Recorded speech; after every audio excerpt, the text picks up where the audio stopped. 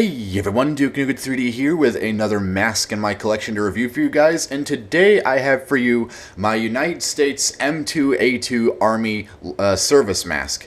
Not too much to really say about this. This is a very common US World War II mask, and I bought this for a very particular purpose in my case. I am not actually going to leave this in its configuration that it is now. I am actually going to be disassembling this and using this to restore my quite perished M8 snout mask. I may get another M2A2 in the future, but for now I needed this one just so I could restore the M8 snout mask that I have, and obviously if you've seen that review, you could obviously know that the face blank is quite torn up on that mask, and I've currently got it all disassembled, and eventually I'm going to be swapping all of the hardware onto this face blank once I've got it disassembled, which is why it is quite dirty right now, because I haven't disassembled anything or really done that much cleaning. I've done a little bit of surface cleaning with acetone, but I haven't really gotten too much into it yet.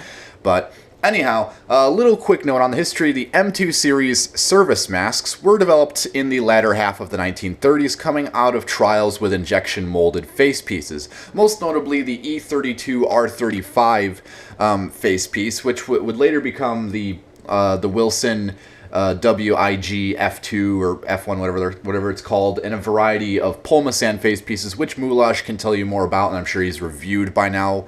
But anyhow, those did not make the cut, and the Army ended up going with what would become the M1 training mask. Now, originally these were basically M2 face pieces, which were made out of black rubber, and they were used with the E20R20 training canister, which is the olive drab one that I reviewed in that one video, and they were tested for a little while, and then they decide that this is the mask that they want to adopt to quote-unquote replace the M1 series service masks.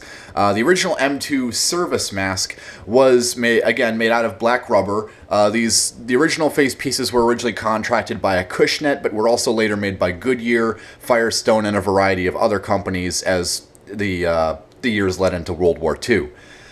So, as I said, originally the M2 training mask was made out of black rubber. Very early examples did not have the rifle skids, which I'll point more into about in a moment here, and the Acushnet face pieces were notable for their very round, bulbous noses as opposed to these more subdued, sort of not as prominent noses on the Goodyear examples, and also the fact that, obviously, I mentioned plenty of times before, black rubber. That's really just about it, to be honest. Just black rubber and the fact that the face blanks lacked any rifle skids. However, there was actually another difference with the original M2 training mask, is that the outlet valve was the M4 Acushnet style disc valve, which is actually very similar to a standard C15 style valve, except that it does not have a rubber exhalation shroud, but instead was just a plain flat plastic valve seat which retained the valve disc, and it was decided that this valve was too prone to being jammed with mud and dirt,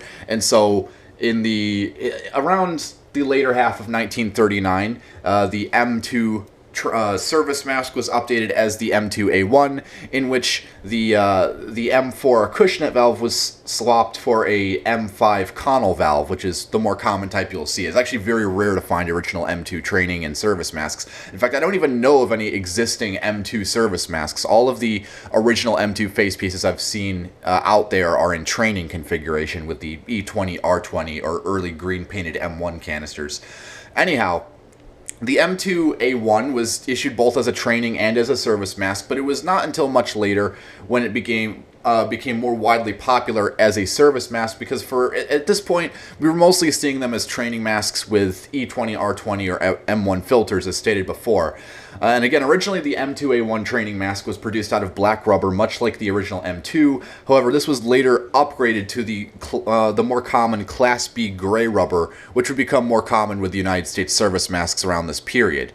The M2A1 was also later updated as the M2A2, and the main and only difference between the M2A1 and M2A2 was the issue of the M8 disc valve over the M5 Connell valve, because the M5 Connell valve was found to have very poor extreme temperature resistance, and it was also very prone to being jammed open or damaged with mud and dirt. And so the M8 valve was the next logical conclusion, as it was essentially just an M4 acushnet valve, which instead of using a mushroom-style valve disc, it used a stud type, which seated on a plastic stud on the valve seat instead of poking through a hole in the center. And then it also had a screw-on sort of exhalation cage-type guard, which is obviously what you see on this example. And this is the most common variant of the mask that you will see both in, well, it's actually more common to find M2A1 in training configuration. It's actually considerably harder to find the M2A2 in training configuration as opposed to service masks as you see here, because not really by the time that the M2A2 was around, the issue of a training mask was kind of obsolete. It wasn't really needed. They figured they could just use a service mask for training and that'd be good enough. Anyhow, I digress. The M2A2 was probably the biggest milestone in American gas mask development, because this was literally our focal point from the first generation masks, which were either very thin, flat rubber, which was sewn at the chin, etc., and it was a transition into injection molding, very modern hardware for the era, and it basically set what all American gas mask development would become in the future, with design influences being seen as late as the late 1950s. And so anyhow, the M2 series service masks inspired a variety of different variants, such as the M3, M4 lightweight series, the M5 assault, the M8, so on and so forth. I could go on for days about the list of masks that were modified off of or inspired by the M2 service mask. And although there really aren't too many countries that copied this style of mask, it is nonetheless a very influential mask and is probably America's second most successful design. There are a large varieties of industrial copies on the market, which again, Moulage can tell you more about if you visit his channel. But today we're focusing on the military example, and before I ramble on any further, I should also state that this mask was basically made entirely obsolete in the late 1940s, probably more around 1956 when this mask was obsolete, simply because this mask had its use as a special purpose mask, because even though the mask was technically obsoleted as a standard service mask in 1943, it continued use as a special purpose mask well into the 1950s. Anyhow, my particular kit is a very typical early war example, which would have been carried by GIs at the very beginning of World War II. You have the typical M4A1 style kidney bag, which is a bit disheveled and in worse for wear condition. You can see the US and the Chemical Corps insignia, the size universal stamp, and then Army service mask. This is a very common carrier that you will find with these masks. The shoulder strap and the waist strap are a bit rusty and spotted here and there, but again, all intact. The opening flap functions as intended with the two lift-the-dots, and you have the third lift-the-dot here for making a loop for the hose to stick out of while the mask is in use. You have the M4A1 stamp there and a serial code and potentially an issue marking right here, which is making me not want to split apart this mask for restoration purposes, but what has to be done has to be done. I do have an anti-fogging kit with this mask, which this one is interesting because this is the fog-proof paste, which is more commonly seen with the Navy diaphragm masks, such as the Mark III, Mark IV, and Navy diaphragm optical Mark I.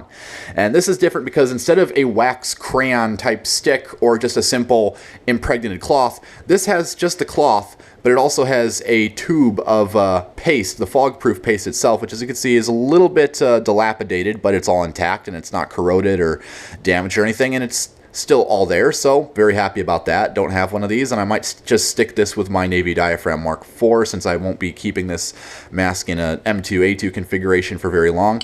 And again, I'll keep you updated about the conversion process of that mask. And now onto the mask itself, which again, not really too much to talk about. Very basic US design. You have the M9A1 heavyweight canister on the end of the 27-inch M2 hose here, and everything is in very good condition. There's no dry rot. There's some very minor surface discoloration, which again will be all cleaned off once I get around to disassembling this mask. You have the typical cellulose acetate eyepieces, which on this mask are a bit, unfortunately, very scratched up, and they will be replaced. And you have the standard M8 outlet valve on the front there, which I'm having a bit difficulty unscrewing, which is why I haven't cleaned the inside of it yet, but this will obviously be removed.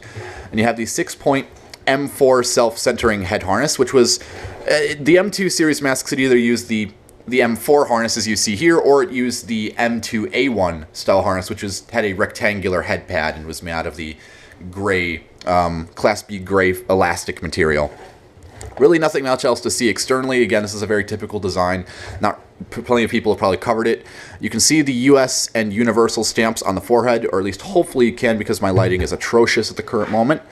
And taking it off the head, there are some stamps on the chin. You can see, hopefully you can see Goodyear, and then you can see this face piece was made in August of 1942, and you have a bunch of mold and batch numbers, etc., so on and so forth.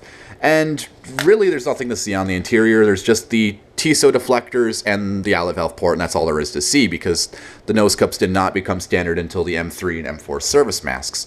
And weirdly enough, that these masks are actually more common than M3 or M4 lightweight service masks. I'm not entirely sure why, because these were made in these were made in greater numbers, I believe, than the lightweight series, but it's just weird to see that these are the more common masks that you'll find on the market in terms of US World War II Army service masks.